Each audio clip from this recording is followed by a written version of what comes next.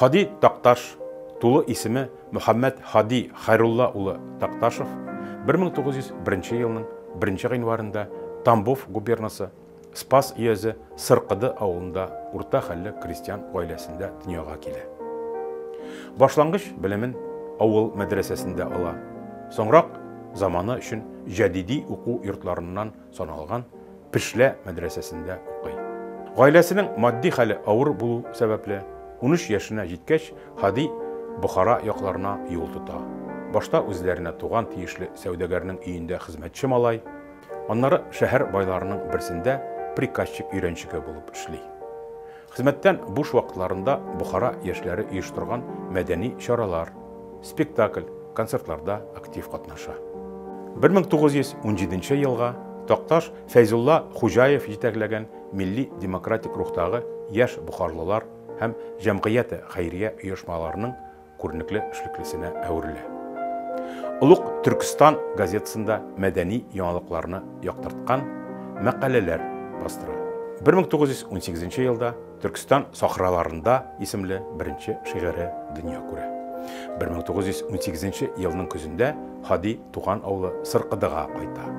Авылда китапхана мөдире һәм башлангыч мәктәп укытучысы булып эшләгәннән соң 1919 елның көзендә Оренбургка килә.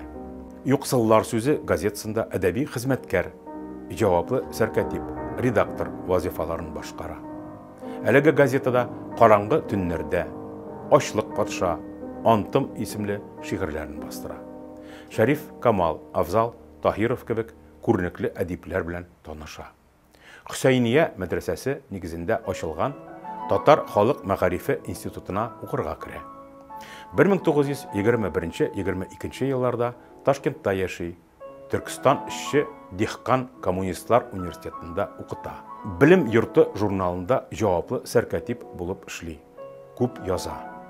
Нәкъ шул чорда Такташ Таң кызы, Урман кызы кебек романтик шигырьләрен иҗат итә.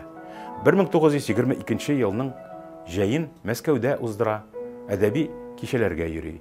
Владимир Маяковский, Сергей Есенин һәм башка рус шагыйрьләренең чыгышларын тыңлый. Татар язучысы Нақи Исәнбәт белән очраша. 1922 елның көзендә Такташ Казанга килә һәм гомеренең соңгы көннәренә кадәр биредә төпләнеп кала. Берникадәр вакыт татар театрында суфлер, 1923 елдан Чаян, 25-26 елларда Октябрь яшьләре, Авыл яшьләре, 26-29 елларда Азат хатын журналларында хезмәткәр, җаваплы сәркәтип вазифаларын башкара.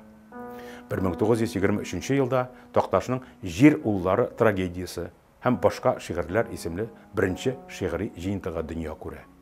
Бу дәврдә язылган Күктән сөрелгәннәр, Үтерелгән пайгамбар, Онытылган ант, Күләгәләр, Наләт кебек әсәрләрендә мифологик сюжетлар, символик образлар аша кешенең рухи хөрлеге данлана. Явыз көчләргә каршы көрәш игълан ителә.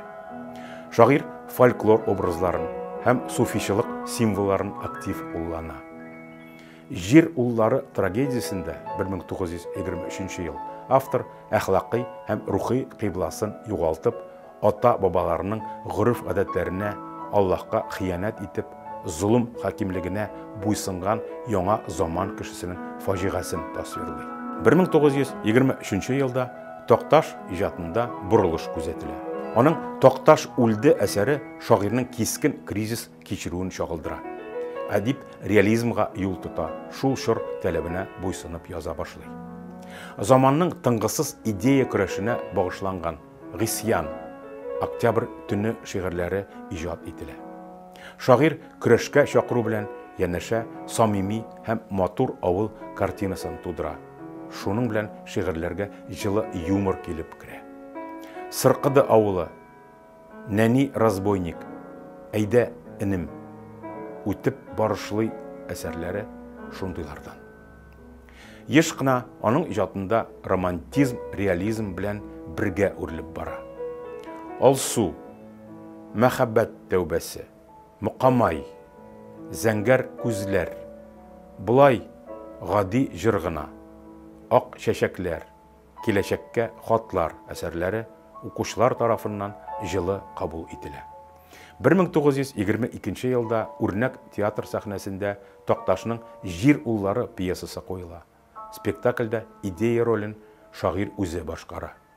Татар Академия театрында шулай ук 1927 елда «Күмелгән кораллар», 1929 елда «Югалган матурлык», 1930 елда «Камил» пьесалары сәхнәләштерелә.